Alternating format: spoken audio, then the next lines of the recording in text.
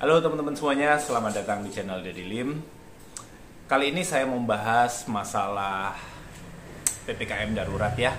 Jadi kita saat ini saya bikin video di tanggal 16 Juli dan rencananya PPKM darurat ini akan berakhir tanggal 20 Juli nanti. Jadi ini PPKM sudah berlangsung hampir 2 minggu, kalau nggak salah dari tanggal 3 ya. 3 Juli sampai 20 Juli dan sekarang sudah tanggal 16 Juli. Ini rasanya udah lelah banget, teman-teman, ya. Kita rasanya udah lelah banget, baik kita yang berjualan offline, yang berusaha offline ataupun yang juga berbisnis di online, semuanya pasti kena dampak. Mayoritas kena dampak. Yang jualan online mungkin ada yang berpikir, "Wah, jualan online enak" gitu kan. Enggak juga.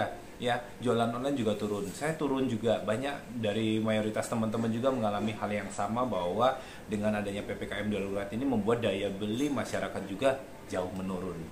Nah, jadi saya barusan baca berita, jadi ada wacana kalau PPKM darurat ini akan diperpanjang sampai akhir Juli. Wow, rasanya udah berat banget ya. Kita bisnis offline, saya lihat jalan-jalan banyak ditutup, banyak teman-teman yang tokonya juga terpaksa tutup, sehingga pemasukan nggak ada. Sementara kita tetap harus membayar operasional, sewa tempat, gaji karyawan, dan lain sebagainya. Kita masih mungkin sedikit terbantu, sedikit tertolong dengan adanya bisnis online. Walaupun juga akhirnya dengan kondisi saat ini, bisnis online pun bisa dibilang pamornya ikut meredup. Dengan kondisi mayoritas dari pembeli kita, customer kita pun mengalami dampak ekonomi dari PPKM ini. Dan bayangin, kalau PPKM ini diperpanjang sampai akhir Juli, katakanlah 31 Juli, berarti ketambahan 11 hari lagi. Kita yang tinggal nunggu sekitar 4 hari lagi sampai selesai aja rasanya lama banget. Sekarang mau nunggu sampai 31 Juli. Pak Jokowi, ampun Pak, bener Pak, ini rasanya berat banget Pak. Saya pasti bayangin teman-teman yang mungkin bekerja di sektor informal, tukang ojek, tukang becak dan lain sebagainya, pasti jauh lebih berat lagi. Nah, selain itu, saya juga mungkin ya, saya nggak mau ngomongin politik lah, tapi saya pikir bahwa dengan kondisi saat ini, solusi terbaik yang bisa kita lakukan adalah dengan vaksin. Ya, mungkin ada berita-berita miring di luar tentang vaksin membunuh lah, vaksin inilah, vaksin itulah.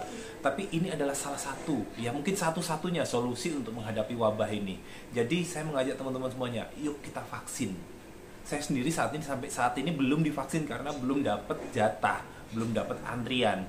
Dan kabar baiknya tadi saya barusan dapat mendaftar secara online kemana-kemana ya. Akhirnya baru dapat. Dan dijadwalkan nanti di tanggal 23 saya baru bisa disuntik vaksin untuk pertama kalinya. Jadi saya juga mengajak teman-teman semuanya untuk ayo kita vaksin, supaya kita itu membentuk herd immunity. Jadi supaya badan kita kebal terhadap virus ini dan kita bisa memutus rantai ini.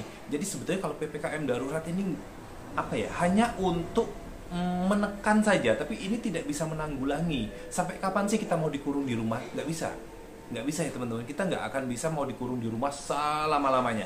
Kita pasti akan keluar dan akhirnya kita akan terpapar oleh virus ini.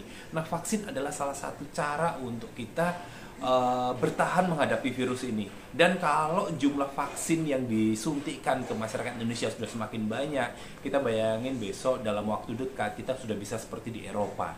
Kemarin teman-teman yang nonton Euro 2020 itu, teman-teman lihat ya, stadionnya penuh semua.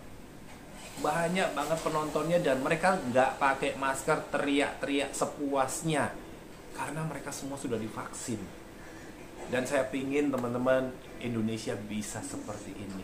Mari kita vaksin supaya bisa membentuk herd immunity sehingga kita kebal terhadap virus corona ini dan kita bisa beraktivitas normal lagi.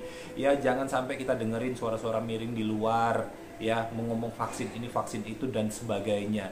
Vaksin ini adalah satu-satunya solusi buat kita. Salah satu ya, solusi yang paling ampuh untuk menghadapi COVID-19 ini. Ya, jadi teman-teman, saya mungkin nggak ngomongin masalah bisnis online, tapi saya berharap banget ya kita semuanya bisa menghadapi, melewati krisis ekonomi ini dan bisnis kita juga bisa pulih dan juga teman-teman yang lain ya, saudara-saudara kita yang lain juga bisa mencari nafkah dengan lebih enak, lebih nyaman. Tetap semangat semuanya, apapun yang terjadi kita harus tetap bersyukur dan buatlah suasana hati kita menjadi bahagia, senang supaya imun kita bertambah. Tetap semangat dan sukses selalu buat kita semuanya.